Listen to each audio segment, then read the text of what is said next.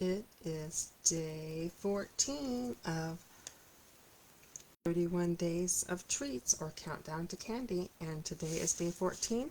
We are going to make this box, and I'm also going to show you a few little tricks and maybe a way to use up something that you may be tossing in your garbage, but that is later. So for those of you that have a box, you would have received a box that looks like this, and you have the bat wings and the little candy corn, which you will put together.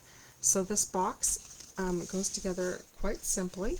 It is a die cut that looks like, I meant to bring it over to show you, but it looks like this when it is cut out. It is from Close to My Heart. If you do not have this box, you might have another treat box in your collection, and I'm going to show you how to do that. So this box is very simple to put together. You just it's perforated, so those of you that have the box, you're just going to go ahead and put a glue dot here and a glue dot here, a glue dot, and you're going to fold. So let's do the folding first. Folding here, folding here, folding here, and there is a fold that isn't quite as obvious right up here. So that, and then there, these two ends fold in. So you will fold it like this. So this is made out of just scrapbooking paper, and it just sits in here like this. It fits a, you could put a gift card in this.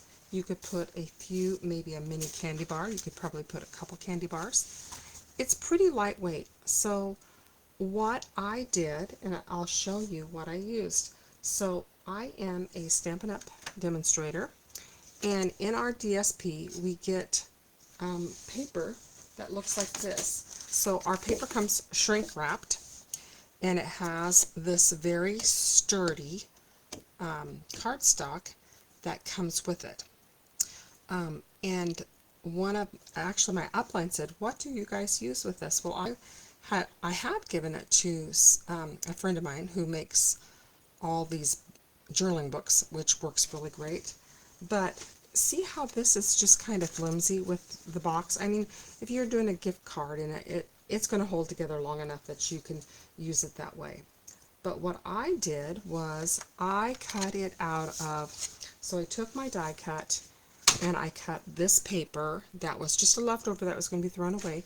You can get 2 boxes out of it, and it's for free paper. And when it folds, it is a sturdy little box. So see how this is kind of flimsy? If you use your leftovers from the, then you can have this. And I actually don't even have to put a glue dot. When I make it out of this sturdy, I would put a glue dot right here, but it is so sturdy. So then I thought, well, what do I want to do? I got so excited, I decided I was going to do some other projects with it. So what I did with this one was and you can see it was kind of an experiment. I cut this out, and I simply used liquid glue, my green liquid glue. I put it down, I placed it right on top, I smoothed it out with my Cricut, and then see how much sturdier this box is. I'm not going to make this box because I'm sending it to my great nephews, and I didn't get it quite lined up, but you can trim it, but it gives you so much, the box is so much sturdier. So that was kind of a hassle, so I thought, what if I just took the boxes and I did a random stamping? So I'm going to show you how to make a random stamp box just using that leftover paper that you were going to throw away. So with random stamping, so if you are a box person, you can stop watching, or you can see what I'm going to do with this. Basically, it's a freebie. So I have all kinds of stamps. So I will tell you which stamps work best for random stamping. I have my, and I have a bump here. I'm going to go ahead and move this to the side because I don't want to work. I want you to be able to see me, and I don't want to work in a gap. So I'm going to move this over like this. Ooh, I'm dropping things off. And then I'm going to clear my space so that you can see everything that I'm doing. So this is what I got from my leftovers. And remember, you can use any box die cut that you have will work great on this. But one of the things, I tried the blending brush. I know there are blending brush people out there that do a great job, and I'll even show you. So I did a blending brush. This was my attempt to use this paper with a blending brush, and it was a little bit difficult. See, it's on the inside, and nobody's going to see it, so it was my kind of experiment. But this is what I used. I used the distressed ink on the inside with my blending brush. I use plain ink on the outside, and that's what I'm going to do right now because I liked it a whole lot better. When you are doing random stamping, you're going to want to choose a light color and a dark colors. So my base for this is going to be honey butter. So if you don't have honey butter, you can choose some other light color. I'm just going to do a sponge. And I am not a perfectionist, and you can see, look at that, I got glitter on my ink. So I'm just going to go and I just kind of, and I do the pounce. I am not concerned at all that it is even, because remember, this is something I would have thrown away. And you can do this, I'm using a Halloween theme, but you could use it for anything you need a little box for. So like if Christmas is coming up, or you have a birthday and you have something small you want to give to someone, this is a free little box. This die was actually, I think a lot of you might have this die. This is a little bit more streaked than I would care to, but it is all good. The joys of not being a perfectionist. Okay, so there's my base. So I'm going to do random stamping. When you do random stamping, you want to use your biggest object first. So, and I'm going to kind of leave, because my box is going to go like this. So I'm going to leave a space right here for my trick-or-treat. In fact, I could put that first, but I think I'm going to just go ahead. I'm going to start with my lighter color first. I have to think about this. So I'm using pumpkin to stamp my pumpkins. Isn't that a funny thing? So when you are random stamping, I'm going to put my biggest object, which in this case happens to be a pumpkin. This is from Hello Pumpkin. See how it's solid? You want to use a solid stamp on random stamping, because if this one wasn't a solid stamp where it wasn't colored in, and I put it on the base, it would look kind of weird. So I'm going ahead and I'm stamping that one. Oops. I will tell you that you want to go straight up and down with this. This paper is a little slick. So I don't like how this is. So what I'm going to do is, I'm glad this happened, I'm just going to fill it in like this. And so there's on there. It is a slick surface, so you want to go down and up pretty quick. So that wasn't a super success. The other thing you want to do is you want to make sure that you're stamping a little ways off. Up. And like I said, this paper is not designed for stamping, so I'm a little bit on the struggling bus, but no worries. And I'm not concerned with that at all, because I'm going to put stripes over the top of this. And I'm going to give it a minute or two, because like I said,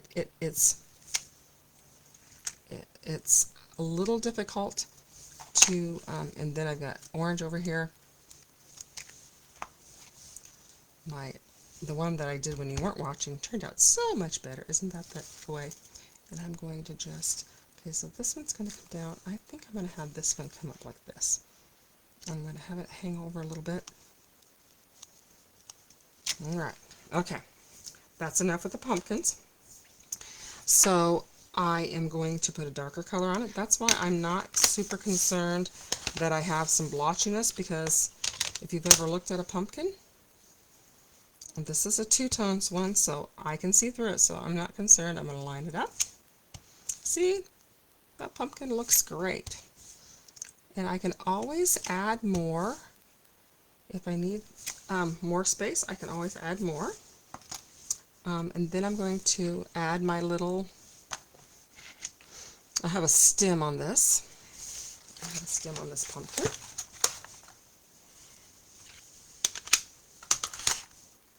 I'm going to put my stem right on the top. I better close one of my inks. If I don't close one of them, we might have a heartache. I think, well, I'm going to stamp my trick or treat next, and then I'm going to decide. I might put another pumpkin right there in the middle. You kind of want to do a triangle. That is kind of a design thing. Your eye likes triangles. It likes odd numbers, and I have 4, so I am going to go ahead and put that 5th pumpkin right smack dab in the middle. We'll see how we go.